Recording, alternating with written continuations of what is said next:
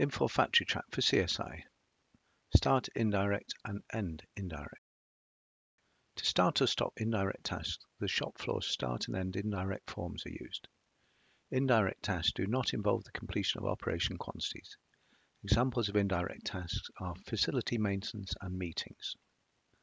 To start the start indirect and end indirect processes, from the Factory Track Shop Floor's Work Center navigation homepage, click on the Labor category group menu. Then click on the Start Indirect or the End Indirect icons. Note that the order of the features within the Labor menu is configurable. To start indirect tasks, the shop floor Start Indirect feature is used. Enter or select from drop-down the indirect task that you want to start. Factory Track then displays the associated indirect code description and enables the Submit button.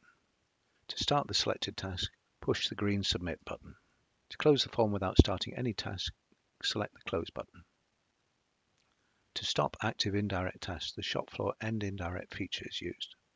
When clicking on the End Indirect icon from the Work Center homepage, Factory Track validates that an active indirect task is running for the employee. If not, an error is displayed.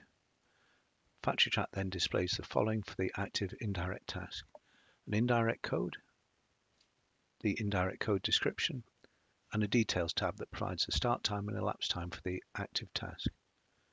To stop the selected task, push the green Submit button.